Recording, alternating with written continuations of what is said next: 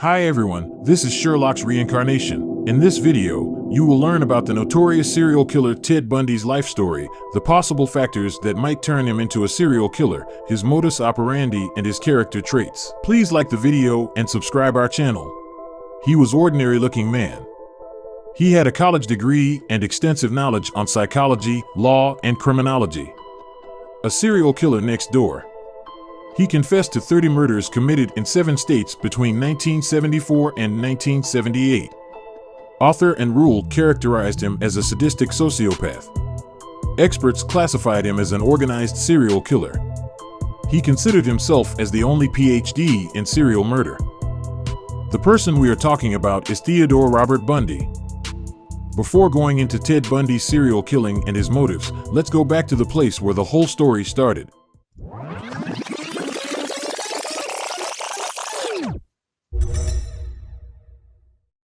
Ted Bundy was born on November 24, 1946, in Burlington, Vermont. He was raised by his grandparents, who he believed were his parents until he was a teenager. His mother, Louise Bundy, was unmarried and emotionally unstable, and Bundy had a strained relationship with her. Bundy was a good student and had a bright future ahead of him. After graduating from high school in 1965, Bundy attended the University of Puget Sound for 1 year before transferring to the University of Washington to study Chinese. In early 1968, Bundy dropped out of college and worked a series of minimum wage jobs. During that period, he started burglary and shoplifting. He also volunteered in the Seattle office of Nelson Rockefeller's presidential campaign and was Arthur Fletcher's driver and bodyguard during Fletcher's campaign for lieutenant governor of Washington state. In mid-1970, Bundy re-enrolled at University of Washington, this time as a psychology major. He became an honor student and was well regarded by his professors. That summer, Bundy rescued a 3.5-year-old girl who fell into a lake and became a local hero. In 1971, he took a job at Seattle's Suicide Hotline Crisis Center. However, during this time, he also began to exhibit some troubling behaviors, including a tendency to manipulate those around him and a growing interest in sexually explicit contents and pulp detective magazines. And Rule, who later wrote The Stranger Beside Me, met Ted Bundy at Suicide Hotline Crisis Center. She recalls that Bundy used to ask copies of True Detective articles, especially those include rape. Bundy's girlfriend found rubber surgical gloves in his room, and another friend found a pair of handcuffs in Bundy's car trunk. After graduating from UW in 1972, Bundy joined Governor Daniel J. Evans's re-election campaign. Evans appointed Bundy to the Seattle Crime Prevention Advisory Committee. After Evans was re-elected, Bundy was hired as an assistant to Ross Davis, chairman of the Washington State Republican Party. In the fall of 1973, he enrolled at University of Puget Sound Law School. In 1974, Bundy began a killing spree that would last for several years. He would typically approach young women and girls, often posing as an authority figure, and then abduct and murder them. His victims ranged in age from 12 to 26, and he would often engage in sexual acts with their bodies after killing them. He was a serial killer who murdered at least 30 young women and girls during the 1970s, and he was known for his brutal and sadistic attacks. Bundy was known for his ability to blend in and appear normal to those around him, which made it easier for him to gain the trust of his victims and carry out his attacks. He was also skilled in avoiding detection and eluded police multiple times before he was finally captured in Florida in 1978. He used his intelligence and charm to manipulate those around him and was skilled at avoiding detection.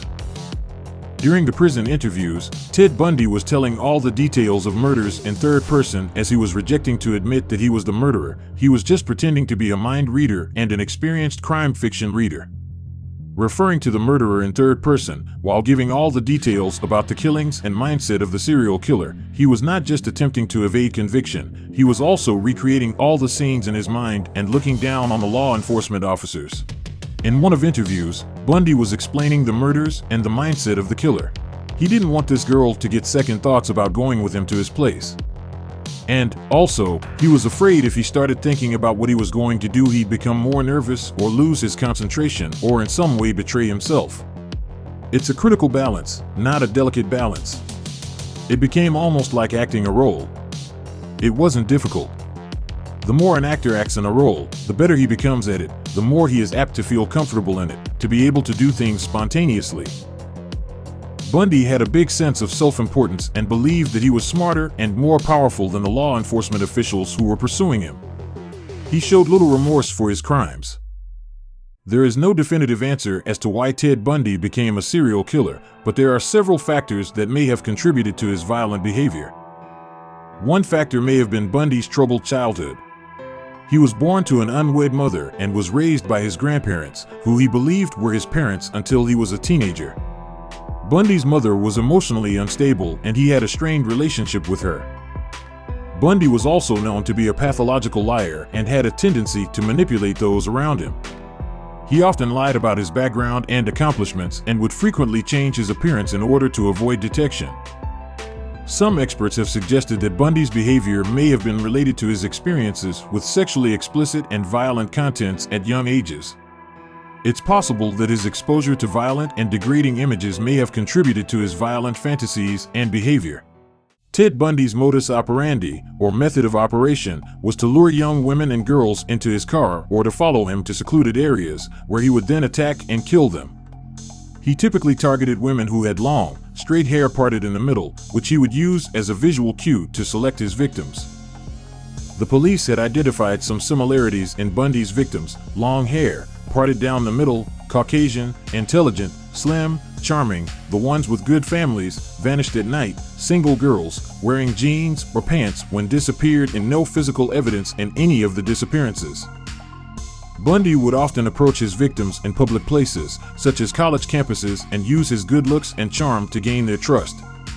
He would sometimes wear disguises, such as a cast or sling, to appear less threatening. He had a tan 1968 Volkswagen Beetle, whose passenger seat and its inside door handle were removed to trap his victims inside the car. Once Bundy had lured his victims to a secluded area, he would often knock them unconscious or use handcuffs to immobilize them. He would then sexually assault and murder them, often using blunt objects or strangulation as his method of killing.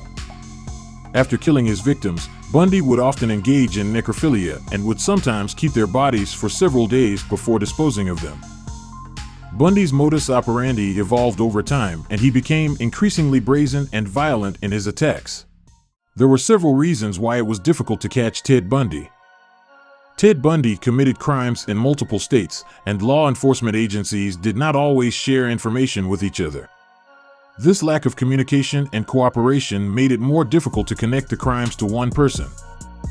During the 1970s, forensic technology was not as advanced as it is today. DNA testing, for example, was not widely available, and investigators had to rely on less sophisticated methods to collect and analyze evidence. There was no centralized database or system in place to track and cross-reference criminal activity across multiple states, making it more difficult to identify patterns and link crimes to one individual. Lastly, he was very intelligent, charismatic, and had a charming personality. He was able to blend in and gain the trust of his victims and those around him, making it more difficult to identify him as a suspect. He was eventually caught in 1978 in Pensacola, Florida. One of the most critical pieces of evidence that led to Bundy's arrest was a traffic stop by a police officer named David Lee, who observed Bundy driving erratically with no headlights.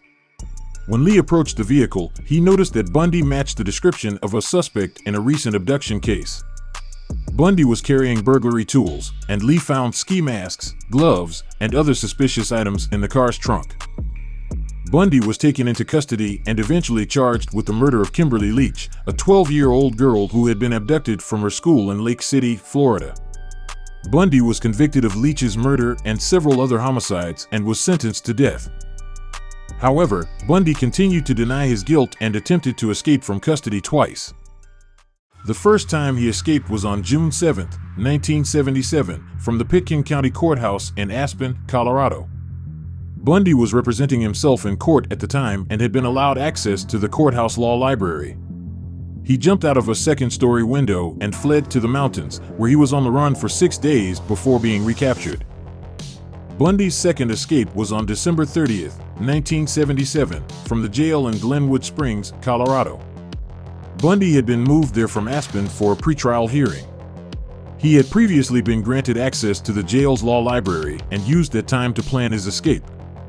Bundy removed a light fixture from his cell, crawled through the opening, and then made his way through the jail's crawl spaces to a room housing the jailer's keys.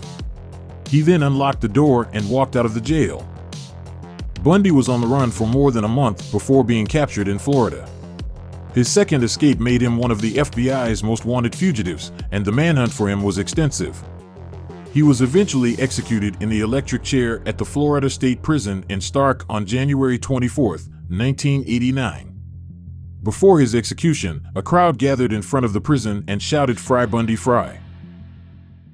Bundy was considering himself as the only Ph.D. in serial murder.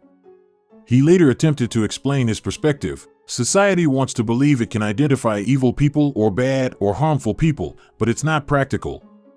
There are no stereotypes. The thing is that some people are just psychologically less ready for failure than others. Ted Bundy was different from other serial killers of his time due to his good look, charm, intelligence, and ability to blend in and appear normal to those around him. These factors, combined with his heinous crimes, have made him one of the most notorious and infamous serial killers in history. Thanks for watching. Please like the video and subscribe our channel. More videos will come.